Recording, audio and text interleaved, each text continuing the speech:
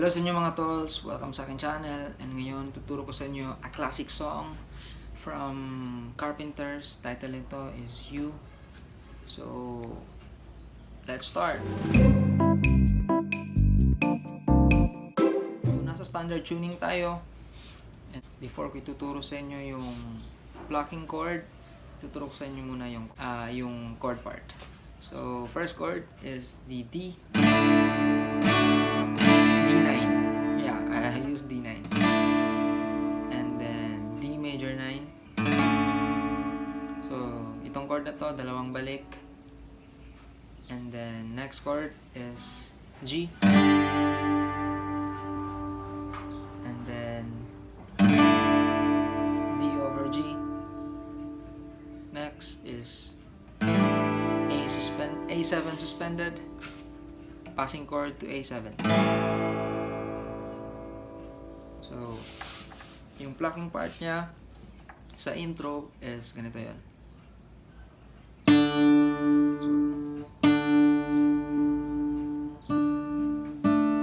So, pluck mo yung second string at saka fourth string. After that, open mo yung second string papuntang D major 9. Okay?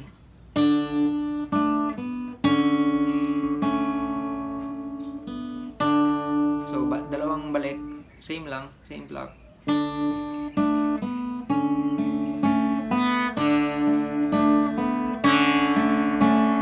And then after that, next chord is the G.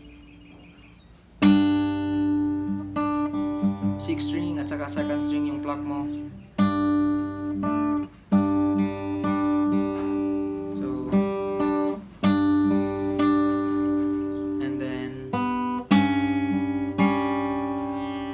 Transfer mo yung index finger mo sa second string, second fret.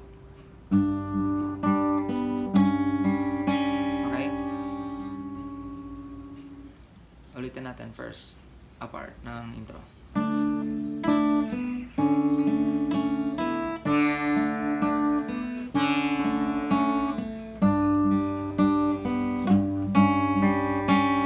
Okay? And then open pa rin. Balik ulit sa G. A7 suspended to A7. Okay? So, yung G part niya, yes, ganito lang. Lipat ka sa second string ng index finger mo, second fret.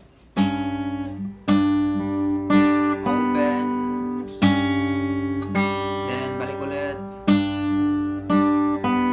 Open. Magiging A7 suspended.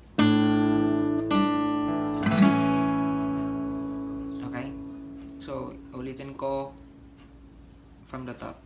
So,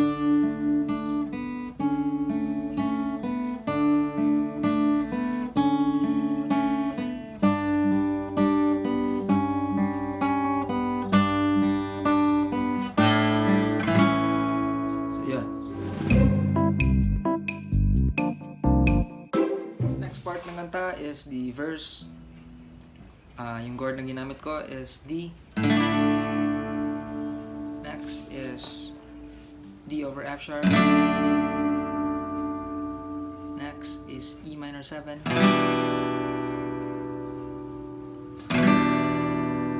Next is A7. Mga basic chord lang ito, so sa tingin ko makukuha nyo. And then yung part na yon, D over F sharp, E minor 7, A7, tatlong balik. Okay? And then balik, and then next part is D over F sharp, C, and then A7 passing chord to D7. Okay, A7, D7. So, try natin.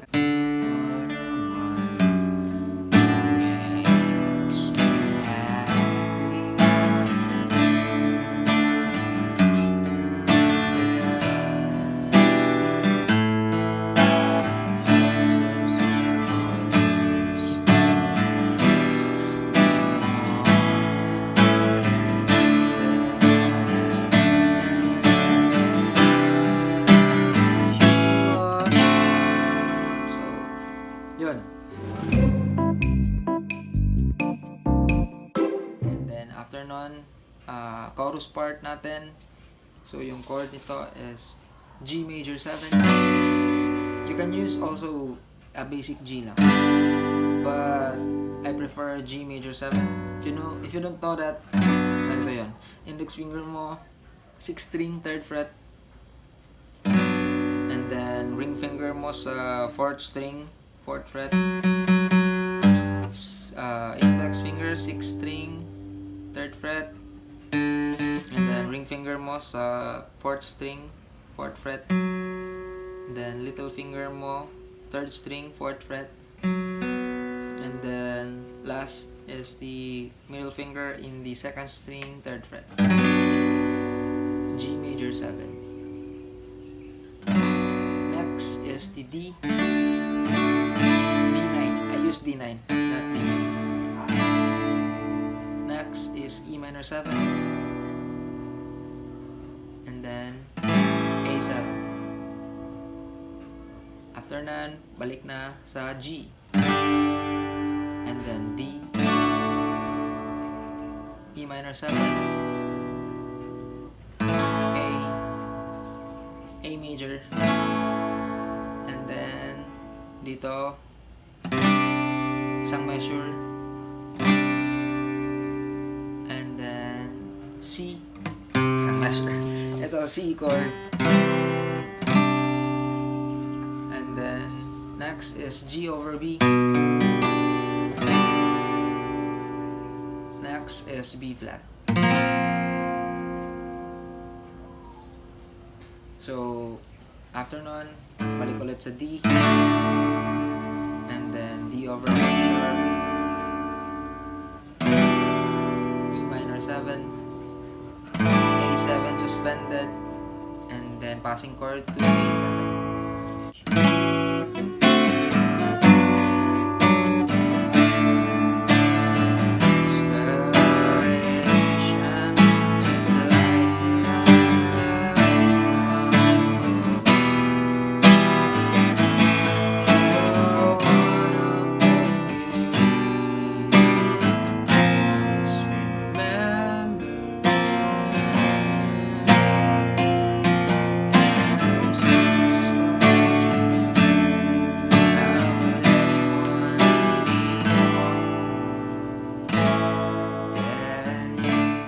After ng chorus, balik sa intro. But yung intro part natin is D over F sharp, and then E minor 7, A7 suspended, A7. So, yan na yung intro nyo sa second, after ng first chorus. So, after the second intro, balik sa verse, and then chorus, and then after nun, ad-lib part. Yung ad-lib part, nagva-verse chord kayo. So, and then ending is the chorus to intro. So, yun lang. Napakadali ng kantang to, and para to sa mga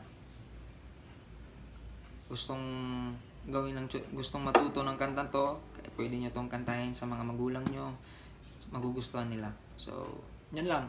Hope may natutunan kayo mga tolls, and just hit like and subscribe para updated kayo sa mga bago kong tutorial, and just like my Facebook page, nasa link yung description, and sa mga may requested songs, just comment down below, baka matsambahan ko yung mga request nyo. So yun lang. God bless mga tol.